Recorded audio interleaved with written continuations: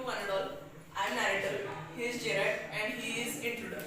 So we are going to start a play named If I Were You. There was a small cottage interior. There is an entrance, back right, which may be curtained. Another door to the left must be practical door. The furniture is simple, consisting of a small table towards the left, a chair or two, and a divan rather upstage on the right. On the table is a telephone. When the curtains rise, Gerard is standing by the table making a phone call. He is the medium height and wearing horn-rimmed glasses. He is dressed in a large suit and a great coat. His voice is cultured. Gerard, well tell him to phone up directly. I must know. Yes, I accept I still be here. But you must not count on that. In about 10 minutes time. Right hope goodbye. He puts down the phone and goes to the divan on the left where there is traveling bag and starts packing. Listless, he is thus engaged another man. Similar in build to Gerard enters from the right silently, revolver in hand. He is flashily dressed in an overcoat and a soft hat. He bumps accidentally against the table and at the sound Gerard turns quickly. Gerard, why? This is a surprise. Intruder, I am glad you are pleased to see me. I don't think you will be able to preach for long. Put those paws on. This is all very melodramatic, not very original, perhaps, but Intruder, trying to be calm or ill. Gerard, nonchalant is your word, I think. Thanks a lot. You will soon stop being smart. I will make you grant. I want to know a few things. See. Gerard, anything you like, I know all the answer, but before we begin, I should like to change my position. You may be comfortable, but I am not. Sit down there and no funny business. Now then we will have a nice talk about yourself. At last, a sympathetic audience. I will tell you the story of my life. How as child I was stolen by a gypsies and at the age of 32, I find myself in my lonely ex cottage house. Intruder, keep it to yourself and just answer my questions. You live here alone. Where do you? Gerard, I am sorry. I thought you were telling me, not asking me. A question of inflection. Your voice is unfamiliar. Do you live here alone? Gerard, and if I don't answer, You have got enough sense not to want to get hurt. Gerard, I think good sense is shown more in the ability to avoid pain than in mere desire to do so. What do you think? Never mind my name. I like your better. Mr. Gerard, what are your Christian's name? Gerard, Vincent Charles. Do you run a car? No. That's a lie. You are not dealing with a fool. I am as smart as you and smarter, and I know you run a car, but better careful, wise girl. Gerard, are you American or is that merely a clever imitation? Listen, this girl's no toy. I can hurt you without killing you and still get my answers. Gerard, of course, if I put it like that, I will be glad to assist you. I do possess a car and it is in the garage around the corner. Intruder, that's better. Do people often come out here? Very rarely, surprisingly few people take the trouble to visit me. There's the baker and the greengrocer, of course. And then there is the milkman, quite charming but no one so interesting as yourself. Intruder, I happen to know that you are never a tradespeople. You seem me to have taken a considerable amount of trouble since you know so much about me. Won't you say something about yourself? You have been so modest.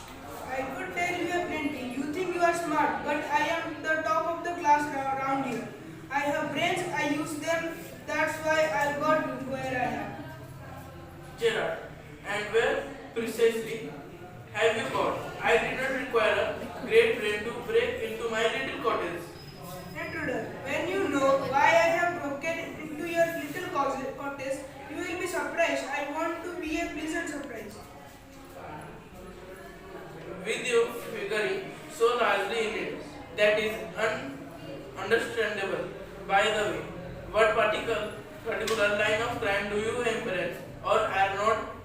specialist. My specialist jewelry robbery. Your car will do me a treat. It's certainly a dandy bus. I am adventurous and few and far between in the wilds of assets. So are the cops. I can retire here nicely for a little while. You mean to lie with me? A triple Satan is not it. You have not been invited. You won't be here long, so I did not trouble to ask. What do you mean? This is your big surprise. I am going to kill you. A little harsh is not it. Yeah, I will be sorry to do it. I have taken a fancy to you, but it's just to go to be done. Why add murder to your other's crime? It's a grave steps you are taking. I am not taking it for fault. I have been hunted long enough. I am wanted for murder already. They can hang me twice. You are planning a gratuitous double, so to speak, admitted. You have nothing to lose. But what have you to gain? I have got freedom to gain. As for myself, I am a poor hunted rat. As Vision Carlos Gerard, I am free to go places and do nothing. I can eat well and sleep and without having to be ready to beat it and the sight of the cop. In most melodramas, the villain is foolish enough to delay his killing long enough to frustrate it. You are so much luckier. I am okay. I have got a reason for everything. I am going to be Vincent Charles Gerard. See, I have got to know what he talks like. Now I knew the post talk comes easy. This Mr. B.C. Gerard speaking, and that's not at all. Now you can look at me.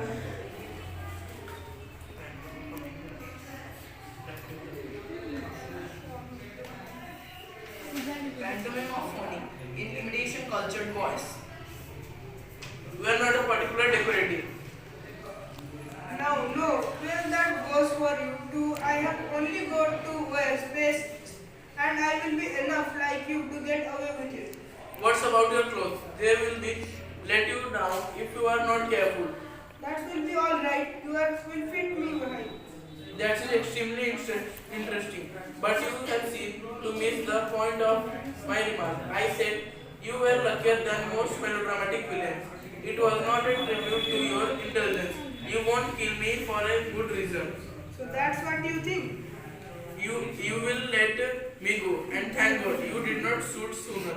Come on, what's on your mind? Better be quick. This conversation bores me. Your idea is elude the police by killing me and taking on my identity. Yes, I like the idea. But are you sure it's going to help you? Now listen here. I have got this all planned. I did a job in town. Things went wrong and I killed a cop. Since then I have done nothing but dodge. And this is where dodging have got you. I bought my story. That's where I saw you in the car. Two other people saw you and started to talk. I listened. It's talk.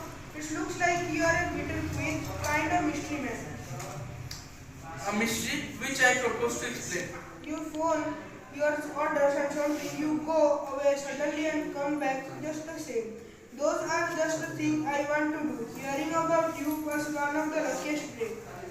Apparently, you have not the intelligence to ask why I am invested in this clog of mystery. As I said before, this conversation bores me. Don't be a fool. If you shoot, you will be hanged for sure. If not, as yourself, then as ancient Charles Gerard. What is this? This is a big surprise. I said you would not kill me, and I was right. Why do you think I am here today? I am gone to tomorrow. Never see traits people. You say my habit should you suit it. You are a crook. Do you think I am a Sunday school teacher? The game's up. As far as I am concerned, things went wrong with me. I said it with bullets and got away. Unfortunately, they got one of my emails and found things.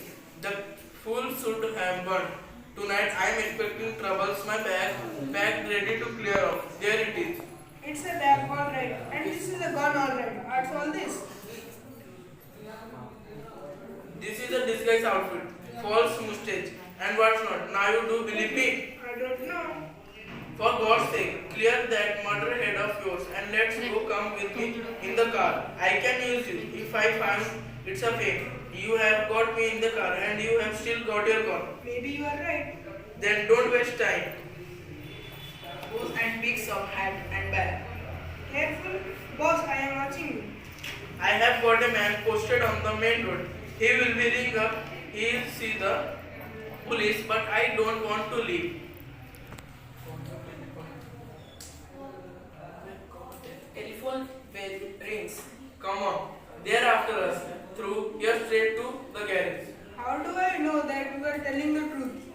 Oh, don't be fool. Look for yourself. Gerard opens door and steps away into the lawn forward to inspect it with his side towards Gerard, but with the revolver ready. As he turns his head, Gerard gives him a revolver ready. Push into the cupboard, knocking the revolver out of his hand. He slams the door and locks it, picks up the revolver and goes to the phone, where he stands with the gun pointed at the cupboard door. Intruder. Let me out of here. Hello, yes, speaking. Sorry, I can't let you have the props in the time of rehearsal. I had a spot of brother, quite handsome. I think I will put it in my next play. Listen, can you tell your friends, the sergeant, to come up here at once? You will probably find him in the public bus. Written by Douglas James. Thank you. Thank you. If you are watching the video, he is Shraddha, who acted as intruder. He is Priyanshu, who acted as the narrator. He is the most special person who record our video, cameraman, Siddhant. And I am Pritham Parida. If you found the video very interesting and important to you, like, share and subscribe.